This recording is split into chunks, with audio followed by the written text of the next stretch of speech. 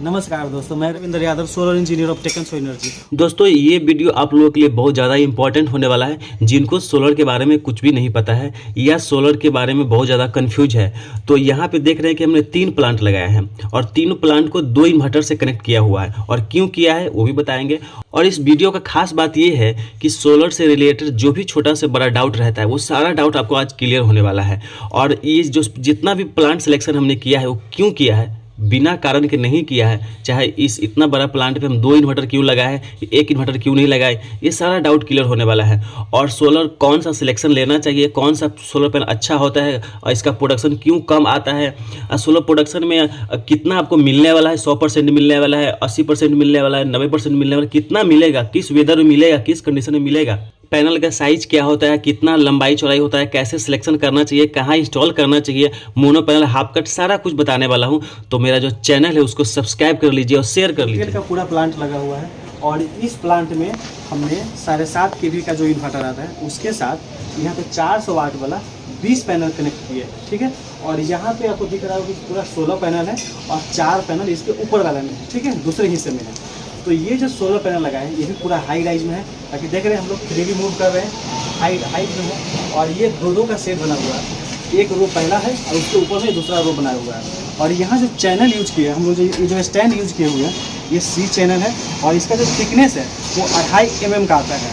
Generally लोग 2 mm का देता है, 1.5 mm के, हम लोग ये 2.5 mm के थिकनेस वाला, क्योंकि तो हेवी है, ये हिलेगा भी नहीं, वो वाला दिया हुआ है। इसके साथ साथ जो पर्लिन दिया है वो भी C चैनल है, ठीक है। उसके बाद ये जो वर्टिकल दिया है जो जिसमें सोलर कसे हुए हैं वो भी हमारा C चैनल ही यूज किया है। सारा कुछ यहाँ पे C चैनल है।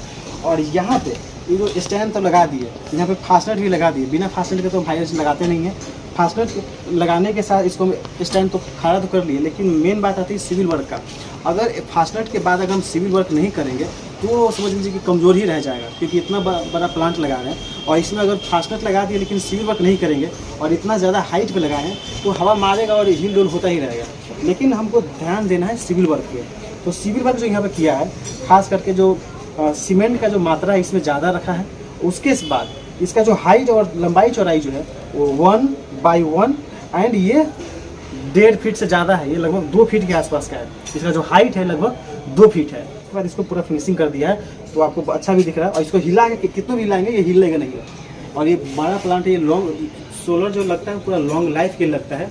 तो ये खास ध्यान रखना है सिविल वर्क का, ये नहीं कि फास्टनर लगा के छोड़ दिए, सिविल वर्क कराना जरूरी है आफ्टर फास्टनर वर्क। और ये जो स्ट्रक्चर है आपको बताइए दिए कि हम 3 टाइप का स्ट्रक्चर लगाते हैं, C चैनल भी लगाते हैं, एंगल भी लगाते हैं। इसमें जो ये जो आपको लगा हुआ है, ये जो दिख रहा है, तो C चैनल के साथ साथ हम लोग यहाँ पे स्लॉटेड यूज करते हैं। और तब ऊपर में जो Z क्लैंप आता है और U क्लैंप आता है वो यूज करते हैं। लेकिन यहाँ पे वो वाला स्लॉटेड यूज ही नहीं किया, इसलिए यहाँ पे नट बोल्ट यूज किया है। और जो भी नट बोल्ट यूज किया है वो GI वाला है, आपको दिखा देंगे यहाँ पे। तो ये MS नट बोल्ट भी यूज किया है ताकि इसमें रस्ट ना लगे। और इसमें जो वाशर भी लगा है वो भी MS यूज किया है। और यहाँ कहीं से भी आपको वायर लटका हुआ नहीं दिखेगा। यहाँ से देख रहे हैं कि सारा का सारा जो वायर है वो पूरा अंदर से लिया हुआ है, ठीक है। आपको कहीं से वायर बाहर नहीं दिख रहा होगा, वायर आया है। और ये वायर को पहले यहाँ से MCU कनेक्टर्स यूज करके तो मैंने कनेक्ट किया है। बिना MCU कहीं भी हमने तार को छील छाल के नहीं यूज किया है, हर जगह MCU कनेक्टर यूज किया है कि एकदम वाटर प्रूफ है और लॉन्ग लाइफ है। और दूसरा बात, इसको जो ले गया है वो पूरा पाइप के थ्रू ले गया है और फिर से यहाँ से पाइप के थ्रू होते हुए चला गया है इन्वर्टर के पास। यहाँ जैसे मैंने बोला कि ये पूरा 16 पैनल है और इसका जो 4 पैनल ऊपर में जोड़ा हुआ है, तो वहाँ से भी जो यहाँ ज्वाइंट किया है वो भी पाइप के थ्रू ला कर ज्वाइंट किया है। अलग से कहीं भी तार लटका हुआ नहीं दिखेगा आपको। इसके बाद यहाँ पे जो स्टैंडर्ड मेंटेन किया है वो सारा कुछ लोड बैलेंसिंग का, क्योंकि ऐसा भी होता है कि अगर हम स्ट्रक्चर डिजाइन कर रहे हैं लेकिन यहाँ पे अगर इधर में ज़्यादा निकाल दिए उधर में कम निकाले तो लोड अनबैलेंसिंग हो जाता है। तो हमने क्या किया था, क्योंकि ये सारा कुछ डिज़ाइन हम लोग खुद करते हैं, तो इसमें ध्यान दिया था कि अगर हम यहाँ से यहाँ का डिस्टेंस अगर हम 50 सेंटीमीटर रखते हैं तो यहाँ से जो पीछे निकला हुआ है उसका भी डिस्टेंस हमने 50 सेंटीमीटर ही रखा है। तो ये सारा मेंटेन करके रखा है ताकि लोड बैलेंसिंग रहे। और जो बीच में जो गैप दिया हुआ देख रहे हैं आपको, ये देख रहे हैं दोनों सोलर के बीच में जो गैप है, ये गैप हमने दिया है 20 सेंटीमीटर का। ये दोनों गैप आपको 20 सेंटीमीटर का दिख रहा होगा। और पैनल टू पैनल देख रहे हैं, पैनल टू पैनल जो गैप दिया है ये आपका 3 सेंटीमीटर का है, ठीक है। तो इस तरह से हमने इसका डिज़ाइन किया हुआ है ताकि एयर कट भी हो और कभी साफ़ सफाई करने की दिक्कत नहीं आए। अगर साफ़ सफाई करना भी होगा तो यहाँ पे चढ़ करके, और ये जो छत है इस पर चढ़ करके इसमें पानी मार सकते हैं और इसको साफ़ सफाई किया जा सकता है। शैडो का जो दिक्कत है वो शैडो का दिक्कत ना हो उसके लिए इधर में देख रहे थे कि वहाँ छत बनने वाला है और इधर में पूरा खाली एरिया है, इसे पूरा खाली एरिया है और इनका छत इस तरफ में था, तो यहाँ पे शैडो का दिक्कत ना हो ये सारा कुछ ध्यान रखते हुए हमने इसका जो है इंस्टॉलेशन किया है। और यहाँ पे जो लोग खास एक बात रहता है कि लोगों के मन में रहता है कि अगर हम स्लोप नहीं देंगे, एकदम स्लोप मेंशन करना है कि हमको 26 डिग्री अगर हमारे यहाँ लैटीट्यूड एंगल है तो हमको 26 डिग्री ही यहाँ का जो है हमको एंगल चाहिए, तभी हमारा प्रोडक्शन सही मिलेगा, वरना प्रोडक्शन सही नहीं मिलेगा, आप गलत कर दीजिएगा। तो ऐसा सब भ्रांति है, ये सब बिल्कुल गलत बात है। जो सोलर पैनल है उसका जो स्लोप है वो स्लोप उस जगह मायने रखता है जहाँ पे हमारा धूल कण ज़्यादा पड़ता है, तो वहाँ पे हम लोग स्लोप थोड़ा ज़्यादा देते हैं, क्योंकि वहाँ गंदगी ज़्यादा पड़ता है तो थोड़ा भी पानी मारे तो जो धूल कण है वो ढल जाए, साफ़ सफाई जल्दी से हो जाए, तो वहाँ पे हम लोग खास स्लोप थोड़ा ज़्यादा देते हैं। जैसे कि यहाँ भी हमने जो स्लोप दिया है 20 डिग्री का दिया हुआ है, लेकिन स्लोप उतना मायने नहीं रखता प्रोडक्शन से, ठीक है। आप ये नहीं कि आप स्लोप देने के मामले में आप पूरा स्लोप अब 30 डिग्री दे दीजिए या 40 डिग्री दे दीजिए या स्लोप देवे नहीं कीजिए, तो ये सब गलत बात है। स्लोप देना है लेकिन आपको 26 डिग्री से लेकर के 26 डिग्री से ज़्यादा देना ही नहीं है और 15 डिग्री से कम भी नहीं देना है, मतलब 15 डिग्री से कम भी नहीं देना है और 26 डिग्री से ज़्यादा भी नहीं देना है, तो ये सर आपको ध्यान रखना है। उसके बाद जो इसका डायरेक्शन है वो तो वेल नोन है, सबको पता है कि हमारा डायरेक्शन है प्रॉपर साउथ में होना चाहिए, लेकिन हर किसी का घर साउथ में तो होता नहीं है, तो अगर साउथ में थोड़ा सा अगर तिरछा भी तो चलेगा, लेकिन प्रॉपर साउथ में लगभग साउथ में ही देना है। अब कई लोग एक दावा करते हैं कि हम सोलर का जो प्रोडक्शन है आपको 100% दिला के दिखाते हैं, ये बहुत बड़ा गलत बात है। भले ही आपको जो बाईफेशियल है उसमें आपको 100% मिल जाएगा, क्योंकि इसके भी हम गारंटी नहीं लेते हैं, लेकिन हो सकता है 100% मिल भी जाए, ज़्यादा भी मिल जाए, क्योंकि टेक्नोलॉजी अभी बदल रही है, ज़्यादा भी मिल सकता है। लेकिन अगर कोई कहे कि मोनो पर्क में मोनो हाफ कट में आपको 100% जो है जनरेशन दे देंगे, ये बहुत बड़ा गलत बात है। आप किसी की बात में नहीं आइएगा, ये गलत बात है। हाँ, लेकिन 90% 95% प्रोडक्शन भी मिल सकता है, लेकिन 100 नहीं मिल सकता, क्योंकि उतना वो टेस्ट करके आया है। जो रूम टेम्परेचर पे कंपनी टेस्ट करके देती है पैनल का परफॉर्मेंस, जो इसके अंदर में लिखा रहता है वो एक स्टैंडर्ड रूम टेम्परेचर रहता है, मतलब 25 डिग्री सेंटीग्रेड, और उसका जो दबाव रहता है, ये सारा जो टेस्ट होता है वो एक मतलब स्टैंडर्ड साइज रहता है, उससे मतलब कम न ज़्यादा। उस टाइम पे जो प्रोडक्शन मिलता है वो अपने एटमॉस्फेयर में उस सारा प्रोडक्शन नहीं मिल सकता है। तो अगर कंपनी 100% जो लिख के दी हुई है, उन्होंने जो टेस्ट करके दिया है वो अपने एटमॉस्फेयर में कभी मैच नहीं होने वाला है। तो ये ध्यान में नहीं रखना है और ये मन से बात निकाल ही देना है कि आपको उतना सारा प्रोडक्शन मिलने वाला है, लेकिन उसके लगभग ज़रूर मिलने वाला है।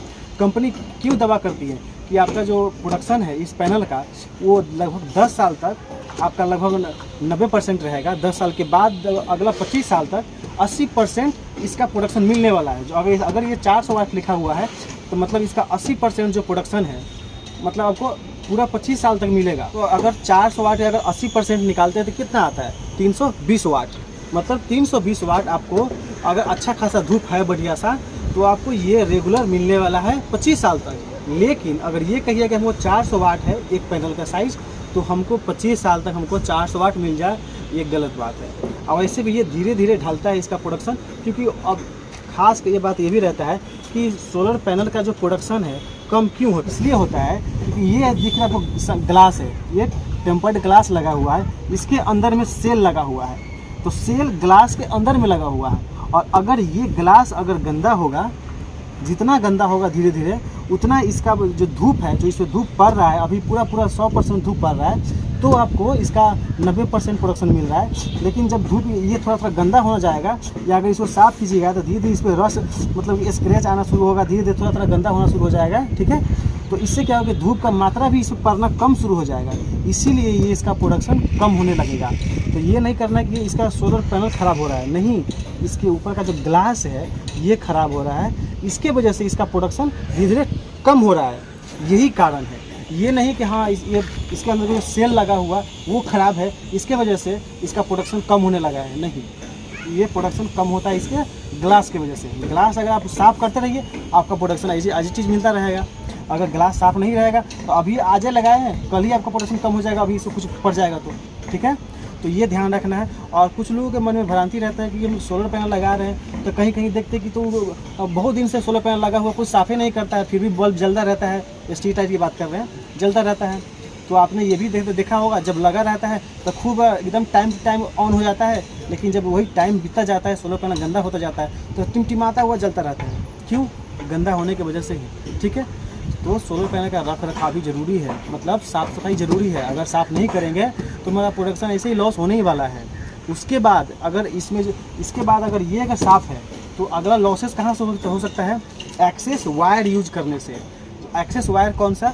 सोलर से जो वायर जा रही है इन्वर्टर के पास कनेक्ट होने के लिए, वो वायर ज़्यादा यूज नहीं करना है, 15 मीटर से ज़्यादा यूज नहीं करना है। Single wire 15 metre. अगर आप 15 मीटर से अंदर में यूज कर रहे हैं सबसे अच्छा है। जैसे कि यहाँ मैंने यूज किया हुआ है, यहाँ जो वायर यूज किया है मात्र 7 मीटर यूज किया है, क्योंकि यहाँ से जस्ट नीचे में जाके जुट गया है, इसी के नीचे में सोलर लगा हुआ है, फिर भी घुमा के गया है, इसलिए 7 मीटर वायर लग गया। अगर यहाँ से डायरेक्ट लेके जाते तो मात्र 5 मीटर लगता, लेकिन ऐसे घुमा के गया है, इसलिए 7 मीटर वायर लग गया। तो फिर भी इसका प्रोडक्शन बहुत अच्छा मिल रहा है। वही अगर इस सोलर पैनल की बात करें, इधर देखा, यहाँ से जो वायर गया है कनेक्ट होकर, देख रहे हैं पाइप के थ्रू गया है, तो यहाँ से जो गया है इसमें लगभग 12 मीटर लग गया है, तो भी प्रोडक्शन ठीक मिला, क्योंकि 15 मीटर के अंदर में है। 15 मीटर ज़्यादा होगा तो प्रोडक्शन थोड़ा लॉस होना शुरू होगा, स्वाभाविक सी बात है। भले आप उसका वायर का साइज आप 10 mm रखिए, यहाँ जो वायर का साइज मैंने रखा हुआ है वो 6 mm है, भले आप 10 mm रखिए तो भी वायर लॉस होना ही है। ठीक है, तो ये लॉसेस है। उसके बाद ज्वाइंट की बात आती है। जब वायर को ज्वाइंट कर रहे हैं तो वहाँ बहुत सारे लोग होता है कि तार को छील छाल करके जोड़ जाके चले जाते हैं। तो ऐसे केस में भी क्या होता है, जो वायर मतलब वहाँ पे लॉस होना शुरू होता है, क्योंकि वो टाइट कितना कीजिएगा वो टाइट नहीं रहेगा। जो कनेक्टिविटी MC4 कनेक्टर के थ्रू होगा एकदम टाइट रहता है, वो कनेक्टिविटी जो आप तार से जो टेप लगा देते हैं उसमें नहीं हो सकता है। तो ये यहाँ भी लॉसेस हो सकता है। तो इन सारे चीज़ों से आप लॉसेस को बचा सकते हैं और अपने सोलर से फुल प्रोडक्शन ले सकते हैं। फुल मतलब 90%। ये वाला जो आपको दिखा रहा था सोलर पैनल, ये देख रहे हैं लाइन से ये पूरा 8 पैनल लगा हुआ है, और फिर ये पूरा का पूरा 8 पैनल लगा हुआ है। और इसके बाद इसमें जो 4 पैनल घट रहा है, वो 4 पैनल कहाँ लगाया मैंने? इसके जस्ट ऊपर में लगाया, क्योंकि जो जगह हमको मिला है उसके अनुसार हमने यहाँ लगाया है। और इस पर हमने लो राइज ही समझ लीजिए, इसको लो राइज ही पकड़ के चलिए। हमने ये लो राइज क्यों लगाया है? क्योंकि अगर इसको ज़्यादा हाइट कर देते तो इसका छाया फिर इस पर पड़ने लगता। और ये हमने टेस्ट करके देखा हुआ है कि जब इसका धूप, इस पर जब धूप रहता है तो इसका जो छाया है, मतलब इसका छाया हमको इस सोलर पे बिल्कुल भी देखने को नहीं मिलता।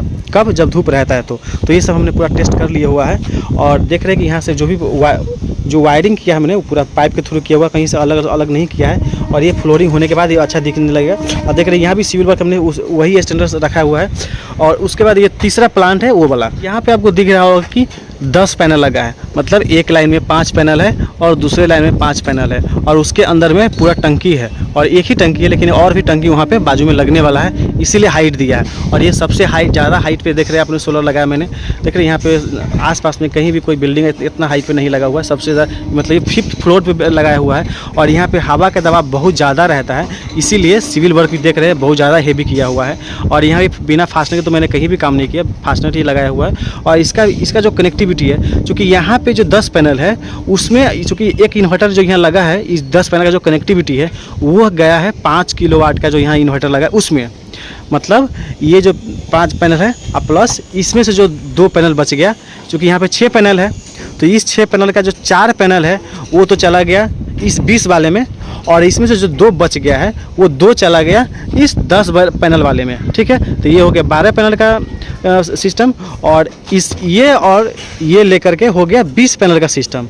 मतलब एक है इसमें 7.5 kV का इन्वर्टर और एक लगा है 5 kV का इन्वर्टर, और उसके बारे में हम सारा कुछ बताएंगे। वाला प्लांट आपको दिख रहा होगा, ये वाला प्लांट है, मतलब इसमें 10 पैनल लगा हुआ है। और इसका दूसरा शेड है, ये देख रहे हैं, ये जो खड़ा है इस पर 6 पैनल लगा है। और इसके नीचे में यहाँ पे पूरा में 20 पैनल लगा है। मतलब ये पूरा 3 प्लांट है।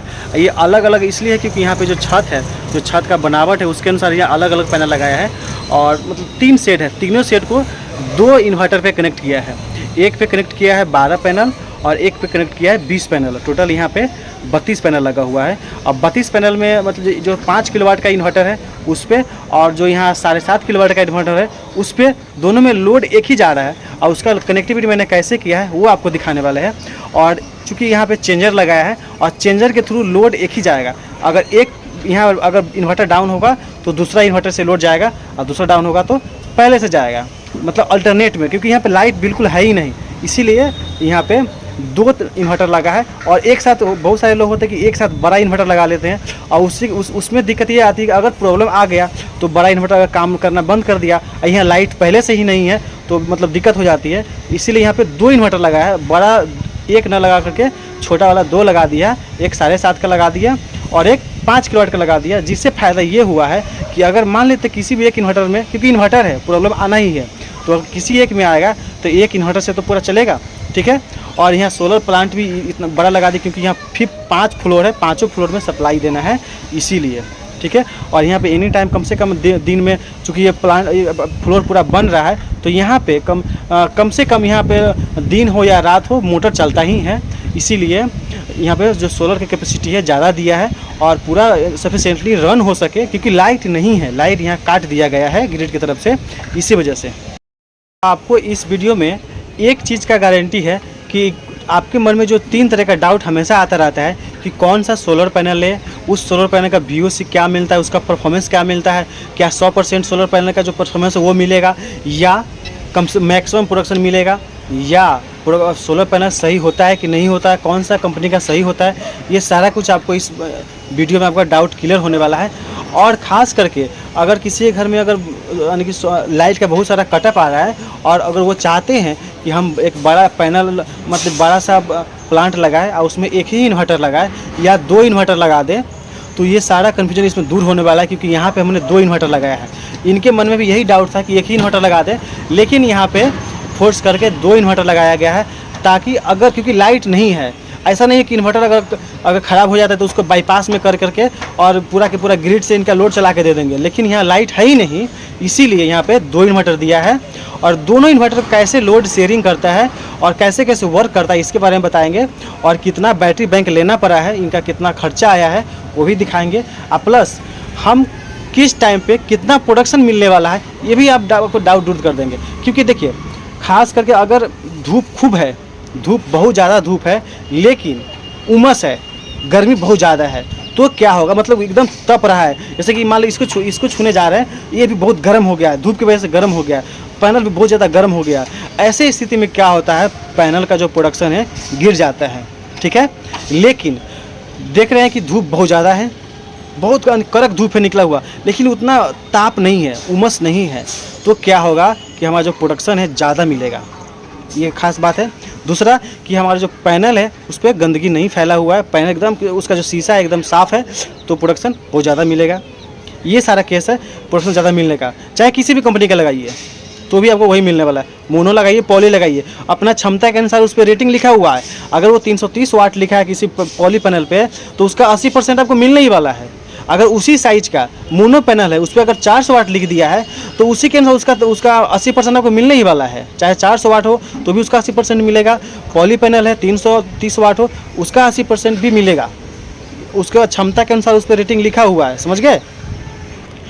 पॉली पैनल में, मोनो पैनल में बस साइज का डिफरेंस आता है, और उसके जो सेल है, सेल का परफॉर्मेंस कम है, इसीलिए बड़ा सेल होते हुए भी कम वाटेज निकाल के देता है, इसीलिए उस पर कम वाट लिखा रहता है। ये नहीं कि वो कम प्रोडक्शन देता है, इसलिए वो उसका जो सेल है ना वो कम प्रोडक्शन देता ही है, इसीलिए वो इतना सारा लगभग लगता है कि मोनो पैनल के बराबर ही उसका साइज रहता है, फिर भी उस पर 330 वाट लिखा रहता है। लेकिन उतना ही साइज होने के बावजूद मोनो पैनल पे 400 वाट, 390 वाट इस तरह से लिखा रहता है। क्यों? क्योंकि वो उसके अनुसार प्रोडक्शन देता है, समझ गए।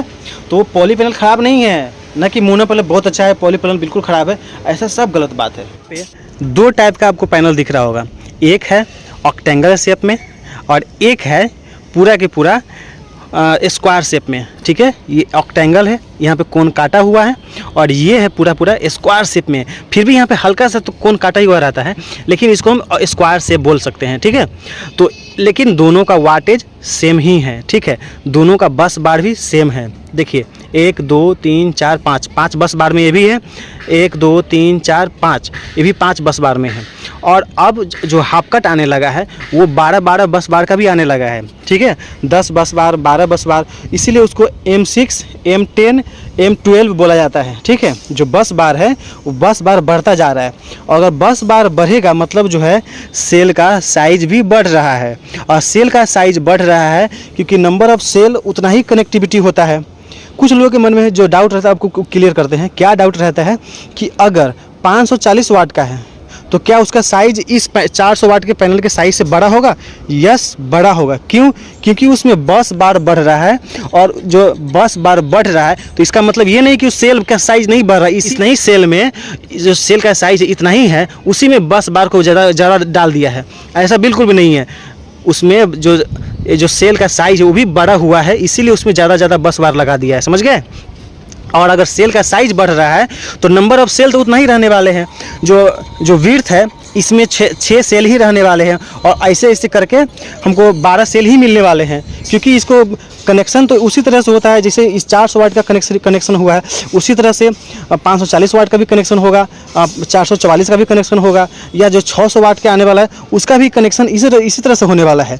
तो साइज बढ़ेगा, सेल का साइज बढ़ रहा है, इसीलिए उसका वाटेज बढ़ रहा है, और इसीलिए उसका बस बार, नंबर ऑफ बस बार भी बढ़ता जा रहा है, ठीक है।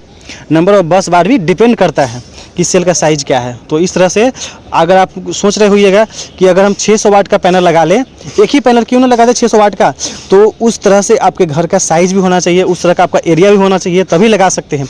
कहीं कहीं होता है कि छोटा पैनल लगा लेते लोग, तो उनके घर का जैसे कि यहीं पे लगाना, अगर यहीं पे हमको लगाना होता, यहाँ पे अगर 600 वाट का अगर पैनल लगाते और 2 पैनल लगाते तो लगता ही नहीं, क्योंकि इनका छत का एरिया ही बहुत छोटा है, देख रहे हैं, बहुत छोटा एरिया है। पीछे वाले में लगता है कि उसको छाया पड़ जाएगा, लेकिन अगर यहीं पे अगर 540 का लगाते तो भी यहाँ पे नहीं हटता, क्योंकि उसका साइज़ कितना, जैसे कि इसका साइज़ है मात्र 2 मीटर का लंबाई है, लेकिन इसी में अगर 540 वाला अगर लगाते तो उसका साइज हो जाता 228 सेंटीमीटर हो जाता, समझ गए, मतलब 2.25 मीटर का उसका साइज हो गया। अगर 600 वाला आता ऐसे ही उसका साइज बढ़ जाता, समझ गए ना। तो इस तरह से साइज बड़ा और छोटा सिलेक्शन करना है, पैनल का सिलेक्शन कैसे करना है आप लोग खुद डिसाइड कर सकते हैं। दोस्तों यहाँ तक तो मेरा पार्ट 1 कंप्लीट होता है, और पार्ट 2 देखने के लिए जो हमारा चैनल उसको सब्सक्राइब कर लीजिए और शेयर करते चलिए, और कैसा लगा आपको ये वीडियो वो भी बताइएगा। और अगर इंस्टॉल करवाना है तो जो मेरा नंबर फ्लैश कर रहा है उस पर आप संपर्क कर सकते हैं। और जब तक मेरा अगला वीडियो आता है तब तक इस वीडियो को शेयर करते चलिए।